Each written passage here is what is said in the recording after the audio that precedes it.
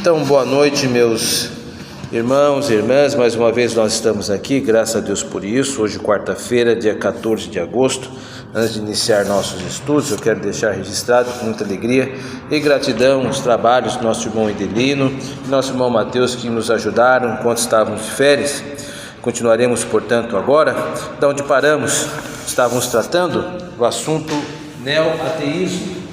Estávamos utilizando e ainda estamos utilizando o texto Deus Não Vai Embora. É um livro interessante de autoria de Alistair McGrath. Alistair McGrath não é um presbiteriano, ele é um anglicano. Entretanto, ele consegue escrever com bastante informação, com bastante atualidade. Entretanto, ele trata aqui de alguns assuntos que não nasceram exatamente nesse período. Ele trata sobre o levante do neoateísmo, sobretudo expresso na figura de Richard Dawkins. Richard Dawkins, ele é um cientista antiteísta, que publicou um livro chamado Deus, um Delírio.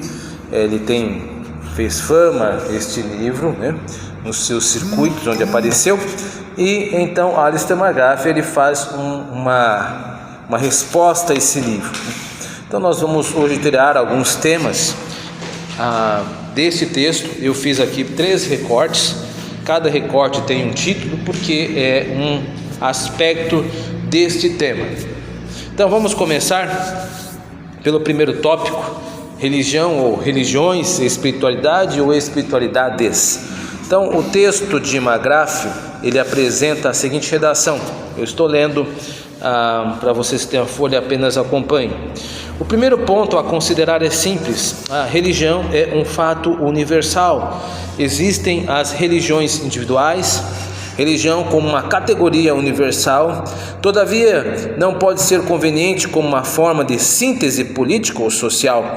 O neoateísmo, em sua forma mais simples, afirma que todas as religiões representam igualmente respostas inválidas ou ilusórias para uma realidade fictícia.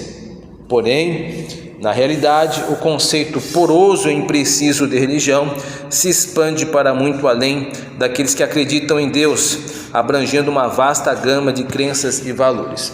Para quem não sabe e não acompanhou, o último estudo está falando do fenômeno do neoateísmo. O neoateísmo ele é um pouco diferente do ateísmo com o qual nós lidamos. Ele é mais hostil à fé cristã, ele tenta ridicularizar, e uma das formas que o neoateísmo o faz é diminuir a religião, dizendo que toda religião ela na verdade é uma infantilidade, porque as pessoas não conseguem ver a realidade como é por meio da ciência. Então, o primeiro aspecto que McGrath combate esta fala é dizer que erra quem pensa dessa forma, porque não existe uma religião e nem todas as religiões são iguais. Existem, na verdade, várias religiões e religiões com estilos diferentes, até de pensamentos, de espiritualidades distintas.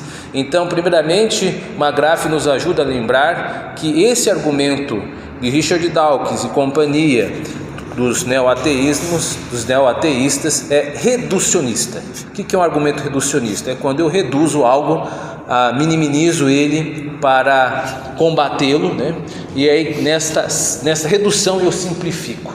Então não posso colocar o islamismo junto com o cristianismo, junto com o judaísmo, junto com o budismo, junto com o hinduísmo, e dizer que é a mesma coisa.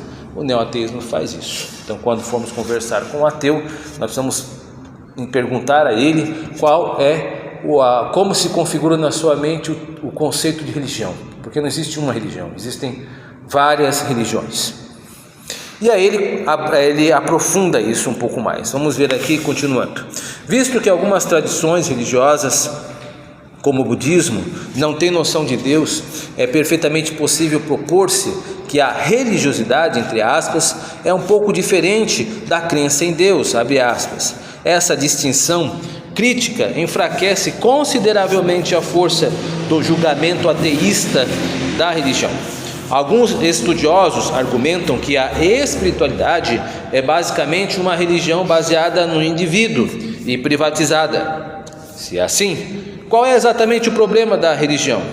Com certeza, não se trata do fato de não ser científica, não estável e não verificável, mas antes que a religião é um fenômeno institucional ou social, enquanto que a espiritualidade é um fenômeno individual. Então nós vemos aqui um aprofundamento. Então, para combater o neoateísmo, McGrath aqui ele começa a aprofundar e dizer: não podemos ficar no debate apenas de religião, precisamos discutir o que é espiritualidade. Será que os ateístas vão diminuir também o conceito de espiritualidade e dizer que tudo é igual, ainda que existam vários conceitos de espiritualidade? E aí ele apresenta o budismo. O budismo, eu acredito que todos nós temos um pouquinho de noção, que é a ideia de que a pessoa ela alcança o nirvana, né? Ela vai se autoaperfeiçoando até que ela vai alcançar um estágio de uma humanidade superior,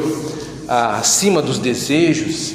O sofrimento é uma ilusão, possui todo um conteúdo de valores no budismo que é muito diferente do cristianismo, uma vez que não há um Deus único, suficiente, pessoal no budismo. Eu fiz algumas considerações aqui, porque essas minhas considerações elas estão postas uma vez que McGrath ele não procura situar os aspectos desses argumentos neoateístas com a Bíblia aqui. Ele está discutindo outras questões, então eu preciso colocar alguns conceitos bíblicos que eu creio que sejam caros para nós. Primeiro, assumindo o ponto de vista da observação comum da vida, naturalmente vemos várias religiões: hinduísmo, islamismo, budismo, etc. Do ponto de vista bíblico, há apenas uma única e exclusiva forma de salvação: o Salvador Jesus Cristo, que confere à sua igreja a tarefa de levar a salvação nele a todos os povos. Então só estou advertindo aqui, meus irmãos e irmãs, que para nós só existe de fato mesmo uma religião, que é o cristianismo. O restante são as outras. Nós não reconhecemos as demais religiões como legítimos caminhos para Deus. Não, só apenas um único caminho para Deus, que é Jesus Cristo o Senhor. Ou seja, nós somos excludentes, né? Nós excluímos, né, a outros tipos de possibilidade. Não há nenhuma possibilidade de salvação e contato com Deus senão por meio de Jesus Cristo o Senhor.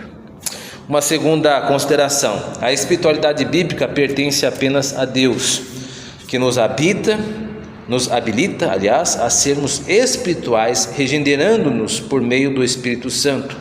Aí tem um texto que fundamenta isso, João 3,3: em verdade te digo, quem não nascer da água e do Espírito não pode entrar no reino dos céus. Então, nós rejeitamos também um conceito de espiritualidade estranho às Escrituras. O que é espiritual para a Bíblia? Espiritual para a Bíblia são as pessoas que nascem de novo, que possuem o Espírito Santo de Deus. Ou seja, a nossa espiritualidade é uma espiritualidade derivada. É diferente das pessoas do mundo que têm uma espiritualidade autônoma. Se você for discutir com um budista, com um hinduísta, um zen budista, eles vão dizer que estão desenvolvendo a sua espiritualidade como se fosse um tipo de produto próprio.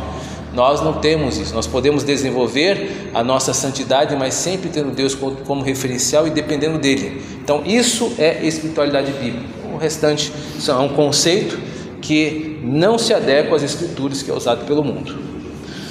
Pois bem, um outro assunto, um outro recorte que eu trago aqui é acerca da violência religiosa.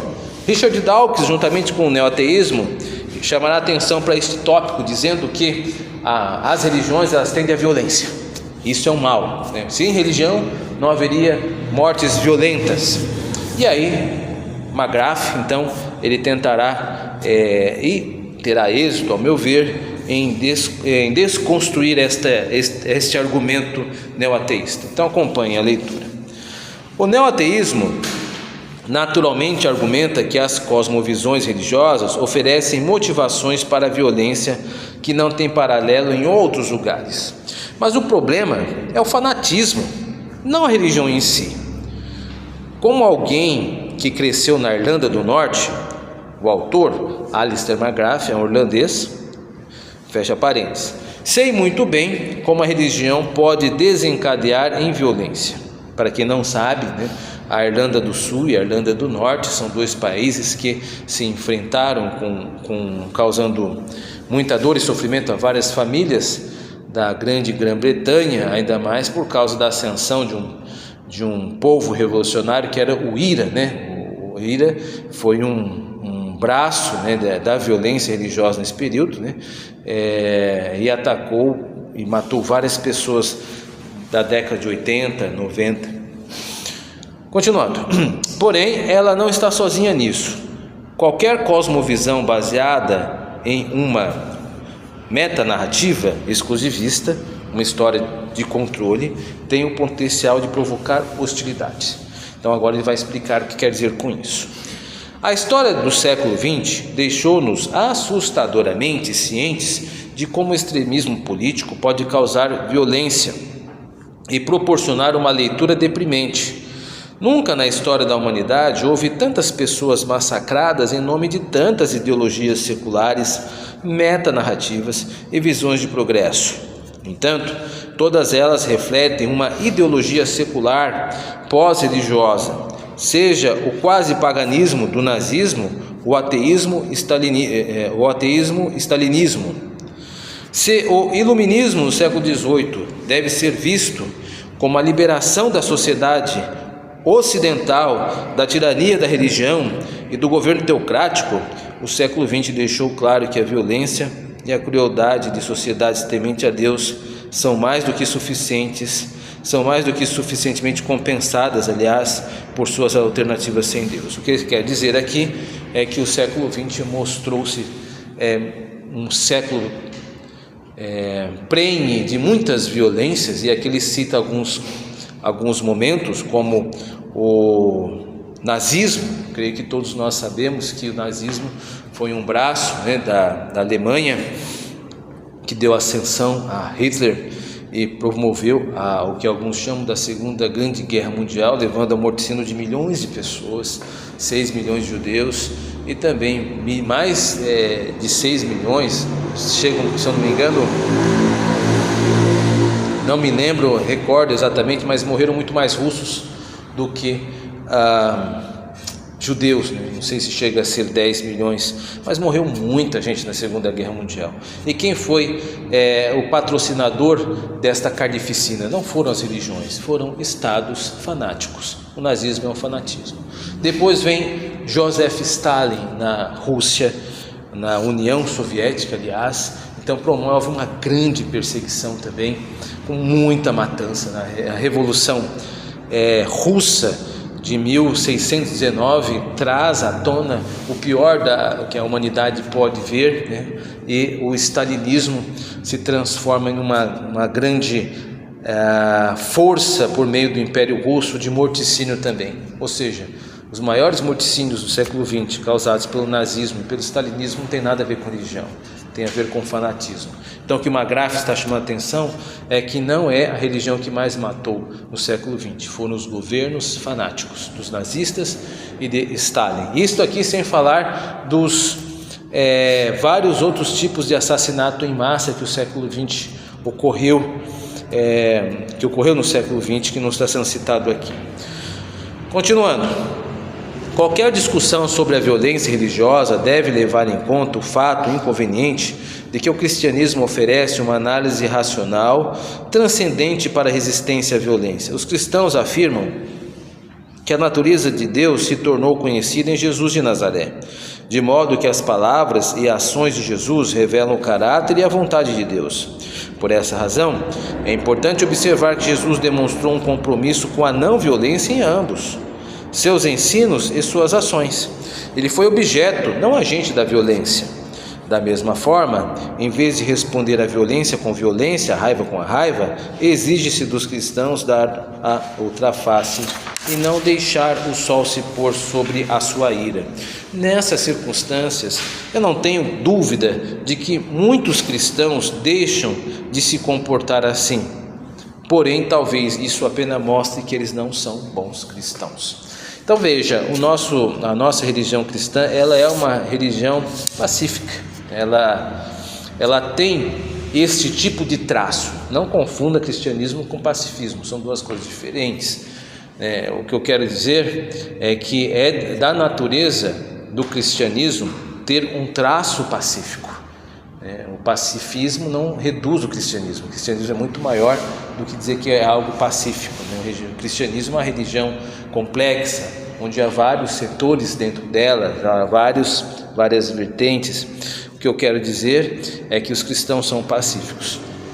Apenas uma consideração: alguns críticos podem lançar mão de alguns episódios do Antigo Testamento, como a determinação de Deus do extermínio dos amalequitas, para criticar, que os cristãos, que a nossa religião não é pacífica.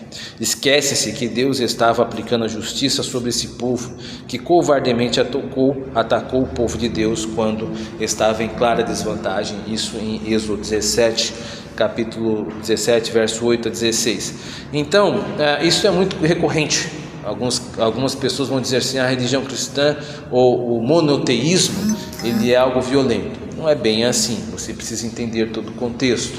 Deus sempre se viu como o grande Criador e detentor de todos os povos e nações, e Ele se dá o direito de julgar as nações, e o fez com os amalequitas. Mas mesmo tratando com este povo, Ele fez com conceitos morais. Foi uma ação e uma reação. Como os amalequitas tentaram destruir o povo de Israel e por um pouco não conseguem, se não fosse a intervenção divina de Deus abençoando o exército de Israel e ainda prolongando o dia até que Josué pudesse desbaratar os amalequitas, então não existiria povo de Israel, e Deus se deu o direito de retribuir com justiça a grande ofensa dos amalequitas. Então não foi uma violência gratuita, há um conceito moral por detrás, que é a justa medida da reparação. Terceiro recorte: definição de ciência. Isso aqui é muito interessante. Eu creio que trazer o John Lennox do livro Porque a Ciência Não Consegue Enterrar Deus ajuda-nos a entender um pouco sobre a apreciação do conceito de ciência, que às vezes nos escapa. Eu vou ser mais claro nisso na leitura de um recorte do livro de John Lennox, que ele diz assim: o que é ciência? Contrariando a impressão popular, não existe uma única definição aceita de método científico, embora certos elementos surjam regularmente em tentativas de descrever o que envolve atividade científica: hipótese, experimento, dados, evidências, hipótese modificada, teoria, previsão, explicação e assim por diante. Mas uma definição precisa é bastante evasiva, fugidia, ele quer dizer, A título de explicação, considere-se a seguinte tentativa de Michael Rose. Ele sustenta que a ciência, abre aspas, por definição, trata apenas do que é natural, do que é replicável e do que é regido por lei, fecha aspas. Então, quando alguém perguntar o que é ciência, esta é uma das perguntas que não tem uma resposta definitiva. Vai depender muito do referencial que você utiliza. Ou seja, a ciência, grosso modo, é entendida como método científico. É um método de observação, e da observação você deduzir causas, você trabalhar com premissas e chegar a resultados. Então não existe a ciência, existe método científico. E métodos científicos seria até um pouco melhor. Devemos lembrar que a área das humanas, como a sociologia, a antropologia, também são consideradas ciências, e eles usam métodos muito subjetivos, porque estão lidando com povos, com etnias. Então é muito fluido a ideia de ciência. Então quando alguém disser a ciência é contra a Bíblia, é contra a religião, discorde, porque você está conversando com alguém que está tratando o assunto de uma forma muito superficial. A ciência não se propõe a lidar com religião, como nós veremos. Há um texto de Richard Dawkins interessante que o McGrath traz para nos provocar. Diz Richard Dawkins: fé é um estado mental que leva as pessoas a acreditar em algo, não importa em que, na total ausência de evidências comprobatórias. Se houvesse boas evidências comprobatórias, então a fé seria supérflua, pois a evidência nos compeliria a acreditar de qualquer forma. Então esta é a provocação de Dawkins. Vamos ver como McGrath responde. Embora isso pareça claro e persuasivo, é na verdade um conceito insustentável sobre a relação entre a evidência e a crença nas ciências naturais, simplesmente porque falha em estabelecer a distinção crítica entre a ausência total de evidências comprobatórias e a ausência de evidências totalmente comprobatórias. Ele faz um jogo de palavras. Ele vai se explicar no parágrafo seguinte, vai dar um exemplo. Por exemplo, considere o debate atual na cosmologia, se o Big Bang deu origem ao universo único ou uma série de universos chamado multiversos. Eu creio que todos os irmãos estão familiarizados com o conceito de Big Bang, é um conceito até antigo, salvo engano. Agora me escapa o nome do cientista. Ah, meu Deus, eu esqueci o nome, tem até filme sobre ele agora, depois eu lembro. E ele criou então a teoria do Big Bang, como se fosse a causa do universo, uma grande explosão. E aí ele continua: tenho muitos colegas cientistas distintos que apoiam a primeira abordagem e colegas científicas igualmente distintos que apoiam a última. Lembrando que a primeira abordagem é que o Big Bang deu origem a um universo, a segunda é que deu a multiversos. Ambas são opções reais de cientistas inteligentes e capacitados que tomam suas decisões com base em seus julgamentos sobre a melhor forma de interpretar corretamente a evidência em que acreditam, mas não podem provar que sua interpretação está correta.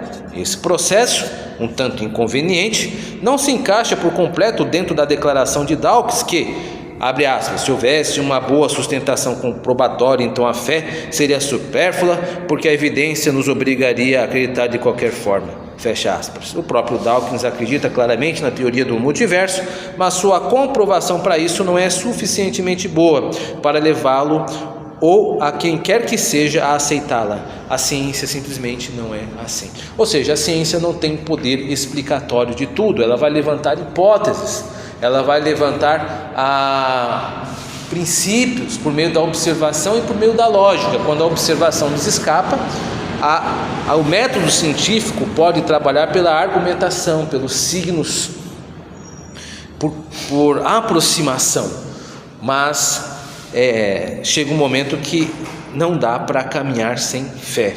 É isso que o McGrath está tentando dizer. Então ele continua: então a ciência prova suas teorias? Certamente há algumas coisas que a ciência pode provar e tem provado, que a forma da água é H2O, por exemplo, ou que a distância média da Lua à Terra é cerca de 384.500 quilômetros. Porém, esses são basicamente fatos sobre o nosso mundo. As grandes questões científicas referem-se a conceitos sobre a origem do universo, a natureza da matéria e talvez a maior de todas as questões. 2 pontos. Existe uma grande teoria unificada que pode explicar todas as coisas? Podemos dar boas respostas a essas questões, as quais julgamos que possam ser justificadas pelas melhores evidências disponíveis, mas não podemos dar uma resposta final, porque sabemos que do que os cientistas creem hoje pode não ser que crerão no futuro. Não é de se admirar que os livros científicos padrão enfatizam corretamente que a ciência repousa sobre a fé. Última consideração: há de separar-se 2 conceitos aqui: a ciência, que é o método científico de investigação empírica, quer dizer, por meio da observação e lógica, e o cientificismo, que é a crença de que por meio da ciência tudo será resolvido. Isso é uma religião, né? O primeiro, que é a questão do método científico, está consciente de suas limitações. O segundo, apenas uma crença fanática e idólatra. Então, que é o que nós vemos isso. Então, nós vemos às vezes alguns filmes que tentam falar um pouco sobre esse assunto. Por exemplo, tem um que é Deus Não Existe, parece que é alguma coisa assim, que acho que é uma crítica sobre a questão da religião. Eu não cheguei a assistir. Eu acho que essa discussão ela não é pertinente, porque a religião ela deve escapar do modelo científico, e escapa mesmo. Grandes cientistas reconheceram isso, como Isaac Newton, que foi também um profundo religioso, percebeu que a religião é uma coisa e a ciência, o método científico, é outro fenômeno, são diferentes, um não abrange o outro, são coisas diferentes. A religião está muito acima disso. Então, meus irmãos e irmãs, eu trouxe a vocês esses conceitos. São interessantes porque são atuais, né? Esse debate do neoateísmo está na academia, está na universidade, está diluído em filmes, está diluído nas conversas que nós, vez por outra, nos encontramos aí com pessoas soberbas, arrogantes, que só porque fizeram um tipo de estudo mais específico querem ridicularizar os cristãos. Esse tipo de pessoa precisa ser refutada, e aqui tem argumentos que são capazes de conferir ferramentário para que o faça. Que Deus nos ajude, a fim de que consigamos êxito em glorificar a Deus por meio da defesa da fé cristã ante o neoateísmo.